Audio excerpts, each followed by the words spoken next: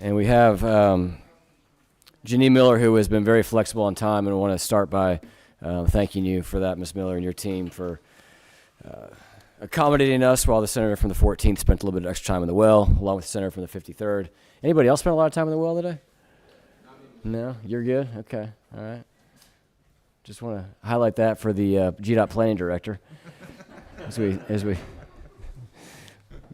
Where's your district, Senator? Let me turn you on here real quick. What number are you at there? Number 10.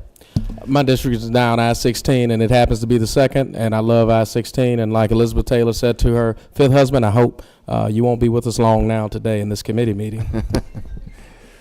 All right, fantastic. We have, I'm going to recognize Senator McLaurin. No, I just wanted to... Chairman of the Doge Committee, I believe. Thank you, Mr. Chairman. I just wanted to plead with you personally not to punish my district 10 years from now, because I think that would be more or less the timeline. Thanks, Mr. Chairman. Indeed.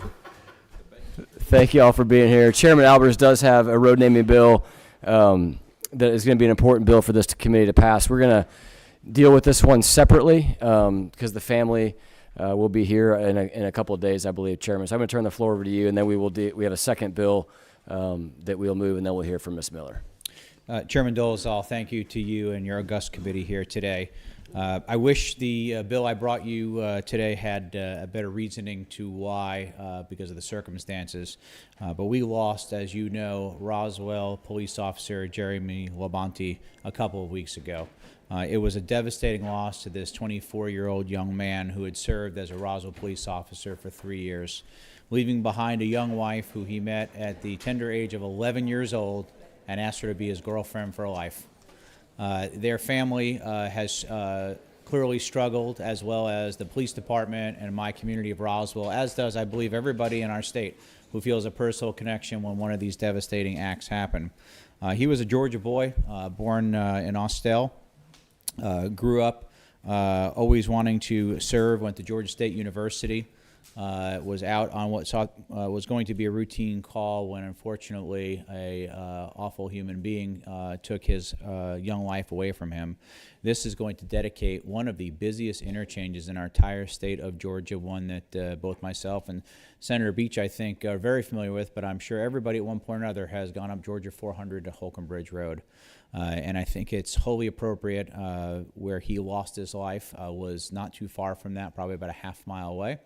And in honoring his name, it will forever be named the Officer Jeremy Labonte Interchange.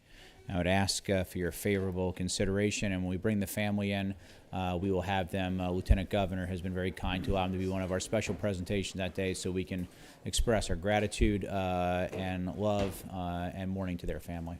So, Chairman, we are passing this one separately. As you know, we often bring these bills together as an omnibus bill, which we'll be doing next, but this one we are looking to pass today so that you can present that and go ahead and announce that to the family. Thank you so much, Mr. Chairman.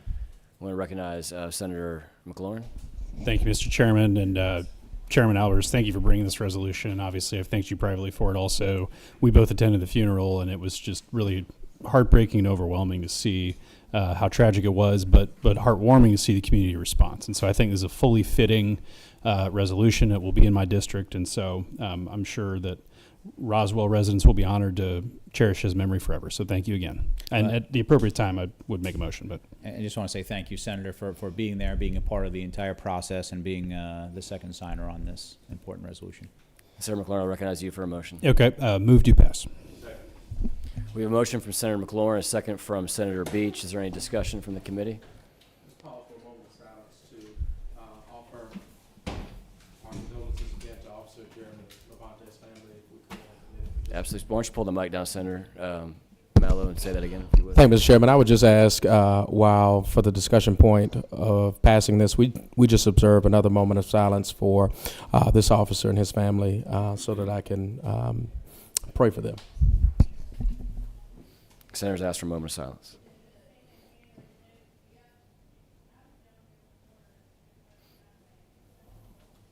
Thank you, Senator. Amen.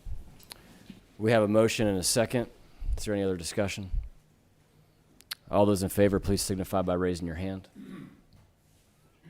Motion carries unanimously. Thank you to all the senators from the area that have worked on this together, and our senator from Savannah for that nice gesture as well. Thank you, Mr. Chairman. Thank you, committee members. All right, thank you, Senator Albers, Chairman Albers. All right. Next up, we have Senate Resolution 8. This is being sponsored by Senator Anna Vitarte.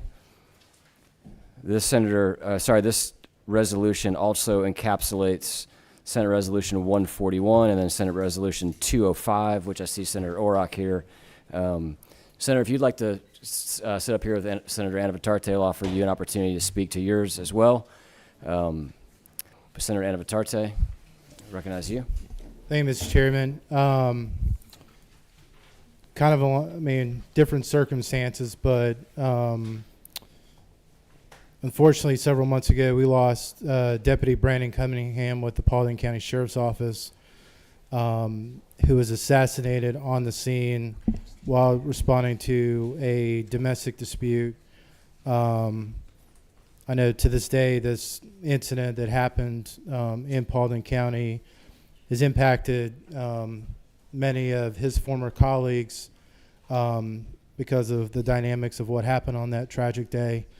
Brandon was from Marietta, Georgia, has a huge family, and this resolution will basically honor his memory by dedicating Dallas Highway 120, that runs right through the middle of Paulding County, with also another large highway, Highway 92, and will be known as the Deputy Brandon Cunningham Memorial Intersection, which is not too far from another intersection where we honored a fallen Cobb County Sheriff deputy from Paulding County last session. So just great, my honor, Representative Gullett's honor, and the rest of our Paulding County delegation, to do this in Brandon's memory. He was a great kid. We will never forget him. And to all those in the Paulding County Sheriff's Office, we love you. We think about you every single day.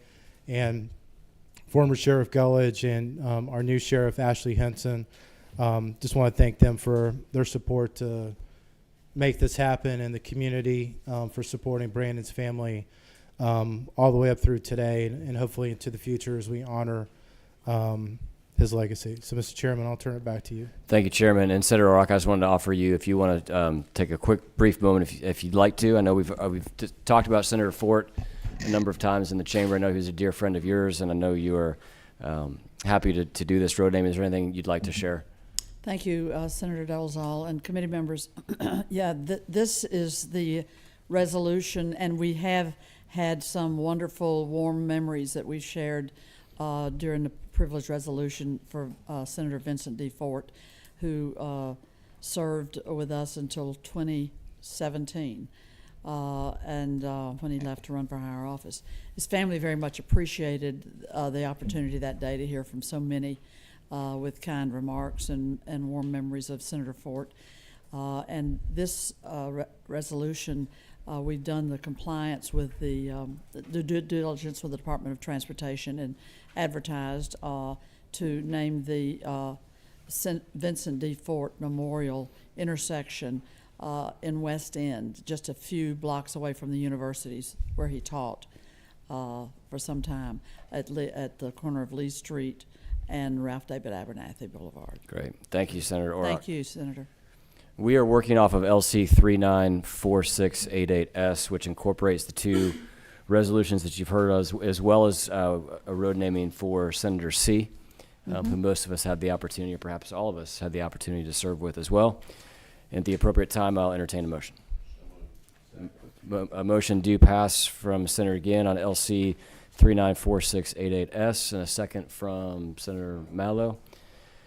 Is there any discussion? All those in favor of passage by substitute, please signify by saying aye. Aye. Any opposed? Motion carries unanimously. Thank you, Chairman and Senator. Thank you, Mr. Chairman.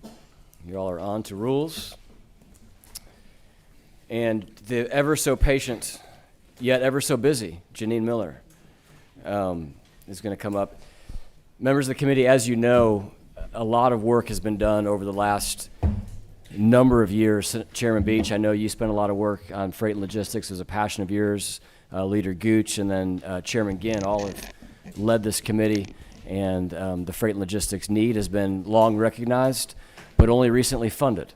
And so last year we had the opportunity to fund the freight and logistics program. I believe it was last year for the first time with hundreds of millions of dollars. We passed a budget out of the Senate floor today that will appropriate, if passed, an additional $500 million to this program. And so wanted to bring GDOT Planning Director Miller in to give us an update and allow the committee to ask any questions. So with that, Ms. Miller, the floor is yours. Thank you, Chairman, and thank you to the committee members for your attendance here today. I know you all are very busy, always at this point in the session, but the fact that you have spent so much time up to this point here today and in the go forward through Sine Die on transportation is meaningful beyond words, because it is an investment in our state's future. Our quality of life, our continued prosperity depends on the investments that are made in our transportation network. So in particular, today I want to share with you our report out on, as required by HB 617, which passed last year. It was signed by the governor in May, and it requires us to create a freight and logistics implementation plan and report annually on the implementation of freight projects. This is, of course, our inaugural year doing this. Typically, it takes about 18 months to create a freight plan for a state that is as robust and complex of a transportation network as we have in Georgia. We had roughly 8 months. So we are doing our best here to make sure that the requirements are met, and we've laid a good foundation for this report to continue to improve over the years, because as a result of this bill that was passed, every year the Department of Transportation has to report out on how well we're doing in freight infrastructure, which it will be a very good legacy for our freight industry and those that rely on trucking and rail. I'd like to start a little bit, a look back as with the why, starting with why. I know you've heard Georgia has been named the best state for business 11th year in a row. We took a look back at how many of these companies that have made announcements of private investment and private employment in Georgia, how many of those are logistics enabled?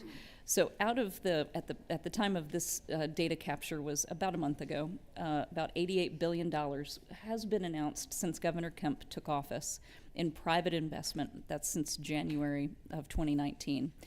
But over 75% of that investment, both in dollars and jobs, is for logistics-enabled companies. What we mean by that is you can imagine a manufacturing plant that requires inbound cargo to produce value and ship a product to its customers, distribution centers where it's in and out in repackaging. Even agribusiness and food processing is a logistics-enabled business and logistics-enabled industry. So this is astounding. These are dollar amounts and numbers of jobs that are the envy of most states in the nation. And these are our customers. These are companies who chose to do business here and will continue to thrive and prosper because of our transportation network, as long as we continue to invest in it. And this does go back, our freight planning efforts here in Georgia goes back to 2004.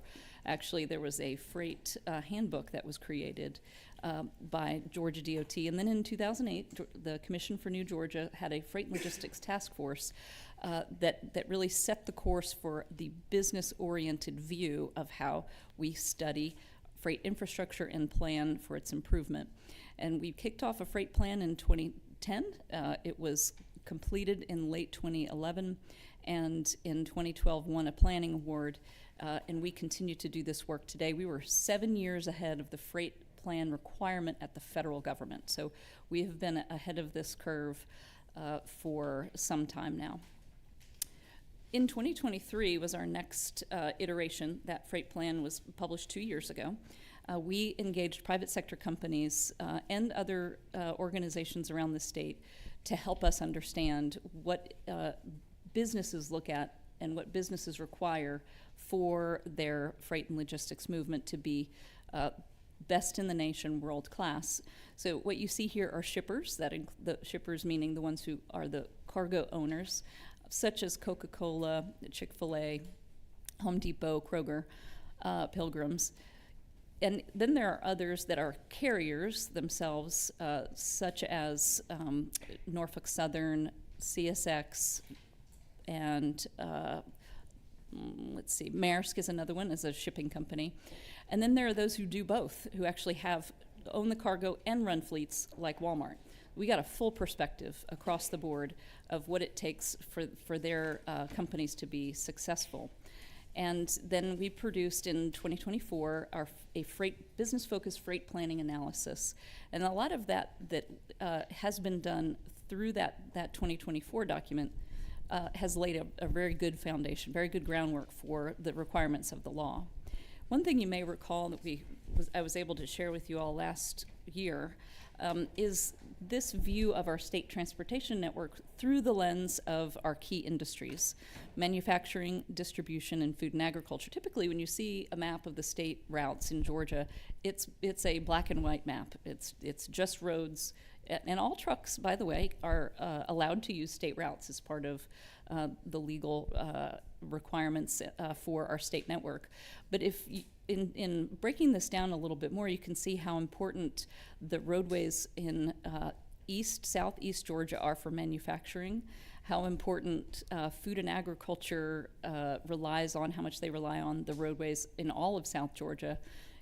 But all three industries, distribution in particular, rely on North Georgia, the northern half of the state, not just Metro Atlanta, but the northern half of the state. So as we think about where we invest in projects, we know that it has network effects, we call it. So that those who are producers in timber and onions and all sorts of crops that the plethora of crops that we benefit from in South Georgia rely on that North Georgia network to get their goods to market. This is a unique way of us beginning to understand how to make investments that matter for all of these industries. I want to point out that, and the next slide has information further about these three industries, but the HB 617 only required us to look at manufacturing and distribution. So we did not take a close look at food and agriculture this year, again, because of the shortened time frame, but we will do so next year, even though it's not necessarily required by law, because of how important that industry is for us. And each of these industries are growing. Over the next 25 years, tonnage of freight is going to double, more so in distribution than in the other two industries, but the growth is still significant in trucking and rail. The blue you can see there is truck movements. Other is predominantly, if not entirely, on rail. And a lot of that distribution, you wouldn't think, well, there's not railroads going to distribution, to the Amazon distribution center. That is true.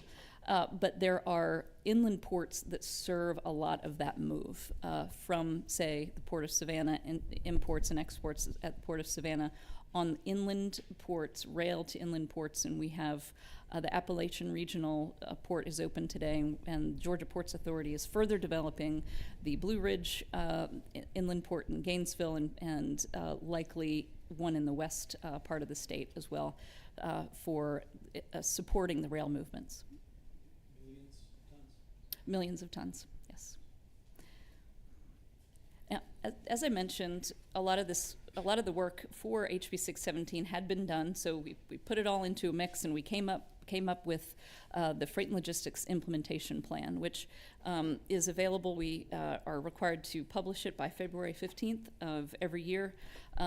There's a card here that if you travel light and you just want to see the digital version, there's a QR code for you there. But we also have the hard copy versions of both of these reports available for you as well. And I will share with you what is the contents of that as required by law. The 20-year projection, that was our step one. We looked into GDOT's program as it exists today for 20 years. Then step two, which is in paragraph B, categorize those improvements by foundational, catalytic, or innovative. Step three was key performance indicators, again, as indicated in law, but also as indicated by our freight hauling and care and owning companies in Georgia. And then lastly, which projects and programs are in defined economic zones. I'm going to share with you what the law says about that. That was a new component. The first three steps, we had those covered mostly, and it's the fourth one that took a little bit more work and analysis. The annual report, so again, this is a two deliverable law for us. Annual report, number one, on the budgetary proposal of state funds required by the department to fully procure federal aid funds. We interpreted that as the match. What match is required to make sure we draw down all the federal funds that are available to us, which we already do at Georgia DOT anyway, so that was an easy one to satisfy, but important nonetheless. Number two, the status of the department's program to deliver the projects that add capacity through the exclusive use of state funds. And that was, there are a couple of ways to interpret that, and I think we've addressed both of those. And then the status of critical projects and available funding for basically everything that we do at Georgia DOT. Widening of interstates and non-interstate roads where we're improving interchanges, intersections, operational improvements, intermodal, rail crossings, commercial vehicle parking, truck parking, and safety improvements. And then projects in these zones that are considered ocean trade zones, inland port zones, and commercial and industrial zones. And then other projects that might not fit into any of those categories that are of significant economic impact. So I'll start with discussing the freight 20-year freight projection of investments. This bar chart indicates a categorization. The green is location specific. It's the projects that you all probably think and know about in your district that are significant improvements. It could be road widening, it could be a lane passing, it could be adding a roundabout in certain circumstances. I think we lost the, oh, it's back, okay, great. Location-specific projects, those have distinct activities. Preliminary engineering, then we go to right-of-way, and then we go to construction. Sometimes we'll do a design build where we merge all those together, but those are predominantly in the capital program, location specific. But what's really important here also is how large this maintenance bar is. Maintenance, it sounds mundane, it sounds run of the mill, but it's absolutely critical, not just for safety, but also for keeping the cost low for our freight operators. I know you've probably seen some places where trucks might have lost their treads along the pathway. There's nothing that we necessarily could do about that in keeping our roadways maintained specifically, but the more we have rough pavement, the more we have potholes, the more likely those things occur. It's just one way to visualize the costs that are incurred to both the trucking companies and to the owners of that cargo when our roads are not well maintained. So we're very proud to have a maintenance program that is this robust over the next 20 years. And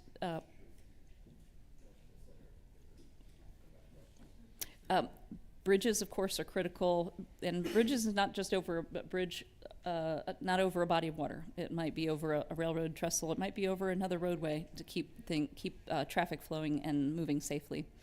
Rail projects, intersections, and the like. These in the blue bars are programmatic offices at GDOT that report to Commissioner McMurray and have programmatic ways of allocating dollars based on data, often also based, particularly in bridge program, based on federal standards. Before you leave that slide, I'm going to recognize Chairman Ginn for a question. What number are you on there, Chairman? 4? 5? Thank you. Yeah, thank you, Mr. Chairman. Ms. Miller, one of the things that we talk about maintenance and what's going on, and it always concerns me when, you know, we look at the weights of trucks. I'm 100% behind trying to move trucks, and one of the things that we did recently, and it'll come back up again this year, is the truck weights. I'm worried about those that are overweight, grotesquely over the limit, above 95,000 pounds, and what they do to drive up maintenance costs, have the pavement failures, bridge failures, those kind of things. Can you kind of address that? Because I'd like to know, as we're moving more and more freight, the logistics for a trucker is if I can only get 1% of my trucks caught for being overweight, I'm going to send 100 trucks out there and only have to worry about one of them being caught. And I don't know if y'all do any studies on that, but I sure would like to see, when you're doing this report, that we look at, okay, what are we doing for what's on the road, and the grotesquely over ones, the ones I worry about the most. Yes, great question. We, in planning, are looking forward to the results of the research that the Commissioner has underway to understand what is the impact to bridges and to pavement using some data-driven analysis that hasn't been done before. So I'm not able to answer that question because I don't have the data yet in front of me. We're looking forward to that. And we will continue to monitor. I know that other states have different weights, other countries have different weights. It's a long and ongoing debate, but I'm excited about the analysis that's underway. One of the other things, thank you, Mr. Chairman, that you mentioned was trucks' use of the highways and stuff. And I know I get out on the interstate and I see double trailers and the things there. What are the regs on how far they can get off the interstate? Can they go on any state route with the double trailers, and how far can they go? You know, what are the regs? Because one of the things that we do that really has always irritated me is you take a guy hauling stone or in a dump truck. We put him over here on the state highway at 63,000 pounds, but he can't run that same weight on the interstate. He can't run that same truck. He's not allowed to be on the interstate. And it just doesn't make any sense. And I don't know, what do we do to fix that in the federal highway standards? I'm not sure. I'm not an engineer to understand that, and I haven't dived into that level of granularity, no pun intended, of those various types of vehicles, dump truck versus a double trailer. I'm not familiar with that, but I don't know if Josh has any. We'll do a quick question from Senator Mello. Thank you, Ms. Miller. I just want to get my friend in the 53rd some help. He said he doesn't have white lines and don't have asphalt in Northwest Georgia. And some of this maintenance money, can you make sure it makes it to the folks in Northwest Georgia? Because he doesn't have asphalt on the ground. And I want to make sure that, the senator from I-16 can get the 53rd some asphalt. I'm going to go ahead and recognize the senator from the 53rd. Thank you, Mr. Chairman. I appreciate that, Senator. Thank you very much. To your Senator, again, your point is actually spot on. We see a lot of this in Northwest Georgia where dump trucks are hauling aggregates out of Tennessee, and they're getting $400 tickets if they're on the interstate. And the interstate we know is this thick, and when the state highway is this thick. So we're pushing all of these trucks off of the interstate, which is a lot safer place for a dump truck to be. We're putting them on the state highway, and there's school buses and everything else there. Mm-hmm. As your colleague in the back said, well, this is just federal law. I think maybe one thing the Senate could probably do is when we pass that update every year where we say we're going to enforce federal law when it comes to the highways, that maybe we say, hey, we're not going to put our motor carrier compliance officers on the interstate enforcing that. But that's just a suggestion for the committee. Thank you, Chairman Moore. All right, I'm gonna challenge our committee to let you get through your next 3 pages before we'll recognize anybody for a question. How about that? And we will, I know Josh and I will compare notes and make sure we get the questions back to the Commissioner and the engineering team at GDOT. Another, again, step 2, as required by law, is to look at all of our projects through a freight index, or I shouldn't say freight, a transportation index that we use for all of our investments, which is foundational, catalytic, and innovative. In business world, foundational are things that it takes simply to run the business, maintaining a state of good repair of our network and satisfying our existing customers' expectations. Catalytic is the work that businesses do and how they grow the business, how to strategically expand for improving economic conditions and expanding the customer base. That's things such as road capacity, the inland ports, and airport capacity, as well as assistance programs to local governments. And in the innovative world, that's similar to what businesses do in research and development, R&D, to give existing industries and those that are coming here a world-class, first-class freight experience with advancing technologies, in particular safety, connected autonomous vehicles, and freight collaboration systems, which we're working on with our partners at the Ports Authority, as well as Georgia Tech and the Department of Economic Development. HB 617 called these out, and they align very well with the work that we had already done. So we were able to take a simple categorization of those. And if you take a look in the back of the report, there's the list of 300 projects, and you will see a designation of FCI for each of those. In the world of KPIs and the importance that it is that we know that the investments we're doing are making a difference. The 5 KPIs in very simple terms that businesses told us that matter to them are the reliability of truck movements, the speed, that is door-to-door travel time, not speeding over the speed limit, but simply the velocity it takes to get from origin to destination. Cost, shipping costs, and versus the freight spend that happens, and cost of goods sold for most business to business and business to customer endeavors in retail is anywhere from 3 to 5% is the cost of goods sold. Once the cost of goods sold gets above 5%, it becomes crippling to a business, and a lot of endeavors are undertaken within a business to cut costs so that they can keep their margins. However, in distribution, that is anywhere from 8 to 12% cost of goods sold. So your Amazon deliveries, et cetera, have a much higher freight costs that are baked into their business. Risk, that's the potential for interference of operations, and what they look for to de-risk is other routes and potentially shifting to rail when possible. And then safety and security, mitigated harm for people, but also to us, it's around the social cost of safety. So HB 617 had a metric for each of these. So we were able to take each of those 20 years worth of projects and categorize them by these KPIs. And we had very good results in that, which is on page 12 of the report, a summary of those. That is 59% of projects that are on our list are addressing safety, 84% address risk, 9% address security, 75% address reliability, and 71% address congestion costs. One thing I want to call out and make sure it's understood is how much the cost of insurance is built in to hauling freight, whether it be for the carrier or the cargo owner.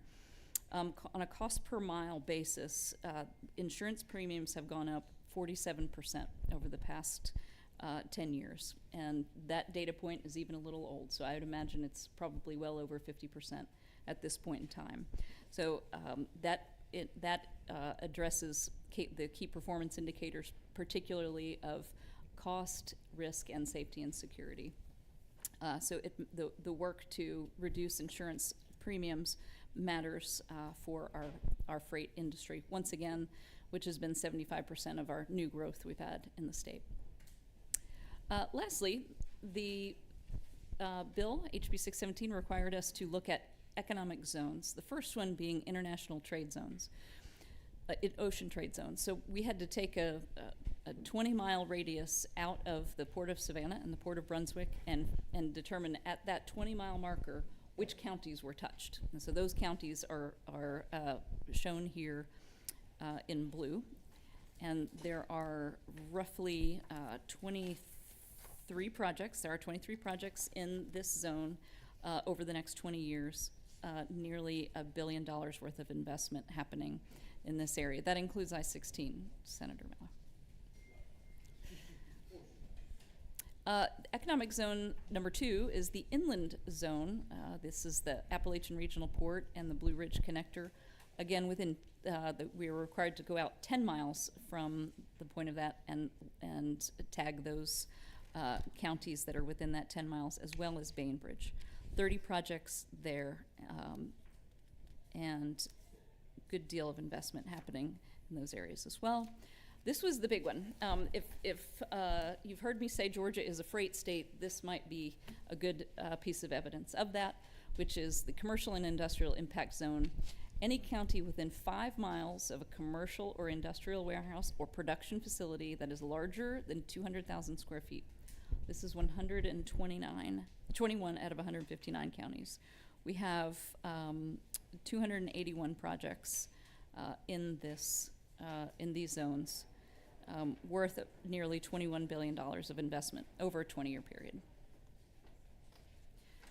Other projects not in these zones, we also wanted to indicate that we are investing in these other couple dozen of counties with 22 projects.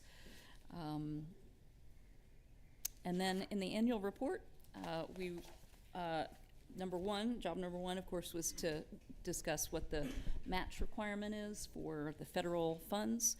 The federal funds there are in blue in that bar chart, 154 million, and we are well over matching that.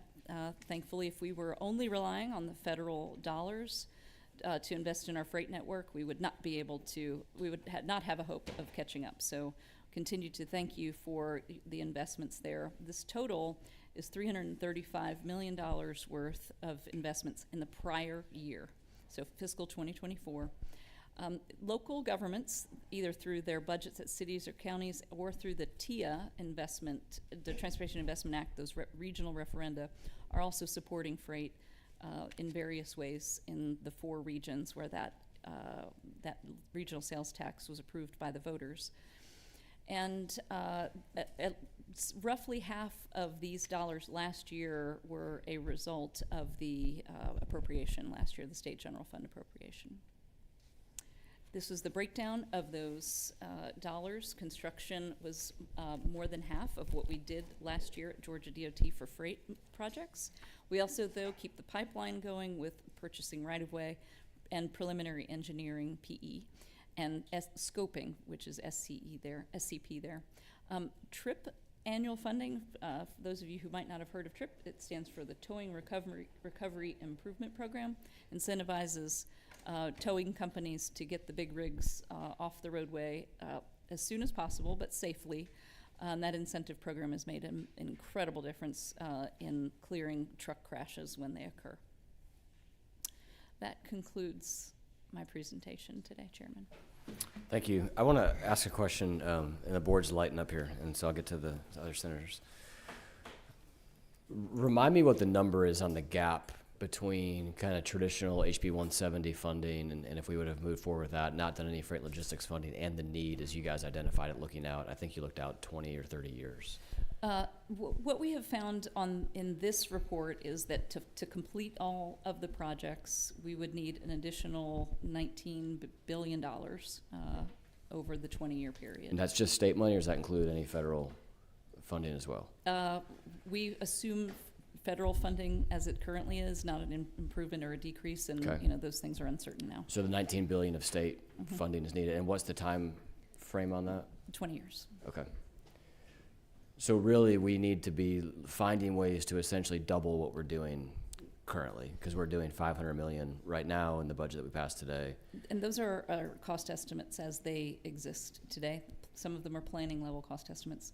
Of course, construction costs have gone up. Inflation has hit us pretty badly in the road construction, rail construction business. Yeah, and I just think for the benefit of the committee, recognize that when we're passing our budgets, some of you guys are on the subcommittee, the gas tax money doesn't touch this program at all. So we've been taking surplus funds as the governor's added money to the budget and putting that towards freight logistics, but we don't currently have a predictable or certainly not a dedicated funding stream. And that is something that we need to figure out, because I think it's unrealistic that for the next 20 years we'll be having surpluses that we'll be able to dedicate in the way that we've done in the past couple of years. Recognize Chairman Beach. I was just going to echo what you said, Mr. Chairman, about a reoccurring funding source so we could continue to fund it, because we're not going to always have the surpluses, and it's going to cost us billions to build out the network, and it's not going away. Amazon's not going away, and none of the delivery stuff in the freight is going to continue to grow with the port and so on. So we've got to figure out a way to do that, and I don't know, we just got to come up with some ideas to do that. Second question is, when I was chairman, I remember 17% of the freight coming out of the port was on rail. The other 83% was truck. Have we made any improvements on rail. I know we put a lot of money into the Jimmy Mason rail yard down there, and we can get more product on rail. Have we worked with Norfolk Southern and CSX to try to get more product on rail and get trucks off the road? I would say the collective we is the tip of the spear on that is the Georgia Ports Authority in close collaboration with Norfolk Southern and CSX. The last data point that I'm aware of, and it may have changed since last year, they were at 30%. They're at 30% now? I believe that they are. And they're building, because of the mega yard there at the Mason yard, as you mentioned, they're building trains that can be up to 2 miles long. What we're seeing is that is incredible, and there's no other port on the East Coast that has both Class 1s on terminal. So the efficiency of that freight movement is incredible as well. Each of those boxes don't have to get on a truck and transload; they get shipped up through Georgia and to the rest of the country. But also, those longer trains are having impacts on our communities, where we're having occupied crossings as the railroads are dealing with the realities of hours of service, crew, shift changes, and operational pressures that they have. We've partnered with both Norfolk Southern and CSX on that, and they're helping out as much as they possibly can. But just considering the volume of freight movement, it's become a challenge. And we're studying that. We'll hope to have that report out later this year about what we can do in that. And those types of investments could be grade separations where instead of the lines crossing, they're separated and both can move. Both truck and cars can move separately from rail and not have to stop at intersections. But also potentially sidings. It's a lot of work to do, and we appreciate the Class 1s working with us on that. That information is not included in these 20 years worth of projects. That would add a dollar amount to the current baseline that's here. Okay. Thank you, Mr. Chairman. Chairman Beach. I will recognize Leader Gooch. Thank you, Janine. Thank you for this hard work we've worked on for years. The implementation plan and the annual report all look good. And I guess the question is, how do we pay for it? As we've already heard, the money's not there. If we're using surplus money this year and last year, we don't know what tomorrow looks like. But how do we implement this plan? Do we have? I mean, these numbers, are they real numbers? Are they considering inflation? We've seen huge inflation pains and stress for the last 4 or 5 years. And that sort of pushes everything out. So do you think these numbers will stand, or they? I do believe that the costs will increase. Right. Both because inflation in materials and labor, but also because as projects develop, they go from a concept to they're ready for construction. There's a lot that's learned along the way. How much right-of-way is necessary, which is becoming more and more expensive, as you all know, in many parts of the state. As they do preliminary engineering, they realize there might be some additional wetland mitigation that has to be done that we didn't budget for. So these are an initial budget, and we have to think about these definitely going up over time. How much of this is already in motion? Projects that are literally under contract and moving forward? That's a good question. I think probably the best view of it is you probably would copy paste this year that's on this pie chart here into next year. That roughly we're at about half of the dollars are going out to construct. That does vary by year, but we are building this pipeline with right-of-way and PE. So in terms of pipeline building, we're in great shape there. In terms of construction, it's an ongoing effort at the department to meet our budget, not overspend.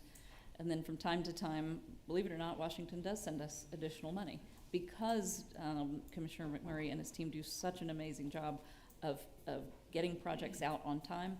We become eligible to accept what other states can't do. So it's hard to fully predict that every year what's going to be extra available. I don't think it's sufficient to cover the fully funded budget that is going to be required for all of these. Can I ask a question about the 400 corridor while we're here? It's my understanding that the monies that we're going to get for the tolling will be in excess of $3 billion from the toll licensee. Is that correct? Yes. And is it also my understanding that that money has to be used in the 400 corridor? The revenues that are generating the concession payment, which we don't have yet, that will happen at financial close. Which is estimated to be August 1? Correct, in Okay. August. And then once there is that transfer of those funds, we know that those dollars are coming from those that will be paying the tolls over the 50-year term. Correct. So it is our commitment to make sure that those toll payers benefit from those tolls that they're paying, and the dollars do stay in the corridor. We also will be keeping some in reserve for contingencies. Do you have a plan on what that money would be used for? Not yet, Commissioner. Can we help Moreno. you put that list together? We are definitely open to all good suggestions to, again, support the movement. I'm doing an analysis right now. I don't have the final results yet, but we're doing an analysis to understand. You know, when you'll get on the express lanes on Georgia 400, you're very unlikely to live, right on the interstate and get off right on the interstate. So Right. to have gotten to the express lane, you had to take a journey on surface roads. Mhm. That is a big contemplation. We want data to tell us how folks their whole journey can benefit. How for that far toll. out do you think that could reach, the It- impact of that? All the way into North Georgia, absolutely. East and west, so how far off of 400 would be? And it depends on what your cutoff is, and that's one of the things we're debating. Is it, half of the journey is off of it, or Mhm. just 10% of the journey is off of it, and that's why it's taking us so long. But we do have, I'm certain we have cars that are coming onto 400, and you think about that corridor, even if you live closer to I-75 and you might be trying to get somewhere east or on 285, trying to get to Perimeter Center, you're not going to take 75 to get to Perimeter, you're going to take Sure. 400. So it is a pretty wide east-west catchment area, and definitely far north as well. Last question on that. Could a east-west type corridor be part of that solution to connect 75 to 85 across that area north of Alpharetta? We are working on, and have been for a long time now, the whole department, developing projects along the Georgia 20 corridor across the northern part, east to west of metro area. So that'll be part of the analysis to consider what else is the right investments to carry all that traffic in that area. Thank you. Yep. I recognize Chairman Moore. Thank you, Mr. Chairman. We have a big problem in Northwest Georgia as it relates to Chattanooga. And obviously, there's disagreements, but it's probably a federal disagreement on who's going to fund the traffic through Chattanooga. But obviously, Georgia and Tennessee are both a part of that. Is there anything you can shed light on what we're doing to maybe broaden the highways up in that area to make traffic flow better through Chattanooga? That's a great question, and it is it's frankly a nationwide problem. There are many metro areas that straddle two states, and the federal law has that as part of a metropolitan planning organization, MPO. We do have Georgia representatives on that MPO, but it is run by Tennessee DOT. So we have a team of folks that interact with them. And there are Georgia dollars that go into Georgia projects, but we have to go through that Tennessee DOT process in order to invest in that area. Okay, Chairman, can I ask another question? The TRIP annual funding, that's just to do with towing companies, right? Correct. Okay, does the Department of Transportation regulate towing companies, or is that the Department of Public Safety? Yeah, is it MCCD maybe? Public safety. Okay, all right, thank you. I recognize Senator. Just a quick question, Ms. Miller. How does these projects, are they affected by economic development projects that come out from the state economic development? Do they get higher priority if there's an economic development project and you got to put an interchange in? Do those projects take priority over these projects? It depends on the area and the volume of traffic that's going to go into an area. When there are 3 mega sites in the state. One is in Bryan County, which Hyundai is in right now. There's one on the east side of Atlanta that Rivian is to be building on, and then there's one in Peach County that's another mega site that hasn't yet been secured by the economic development team in there. But we know that those are large sites that whenever, even if it were 4 or 5 different companies that went into that mega site, it's going to generate so much traffic volume that we know that we've got to get the infrastructure up to standards to handle the volume, especially on shift work that occurs, just volumes of people that are coming and going. So when we see that happening and there's a time frame for private development, we do accelerate those roadway projects, but only those that are justified for the traffic movement that's coming. Mr. Chairman, to pay for transportation needs, we have a lot of visitors that come in our state. Our local governments have benefited from T-SPLOS, E-SPLOS, and et cetera. I think maybe the state should consider a T-SPLOS that could fund transportation projects from all the visitors who come and buy and spend in our state to get us caught up on this 20-year lag. Thank you, Senator.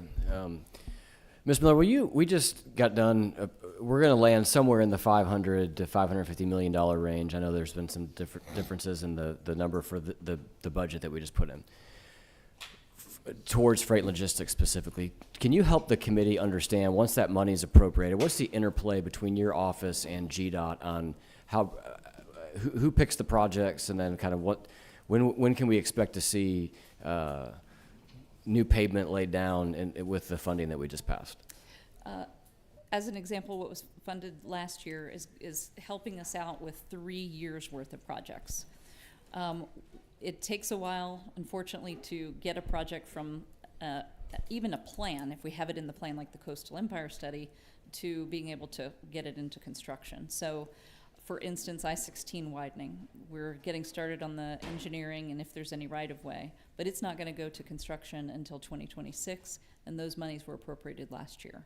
So there is a lag time that is there in terms to answer your second question about dirt moving.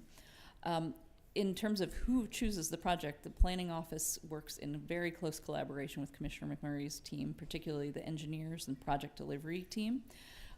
We don't want to allocate monies for something that a project's not going to be ready to go. So we have to we work collectively on this. These are coming up. These are going to be ready. Remember last year there was the freight program and then there was the construction program. It was about 593 in that.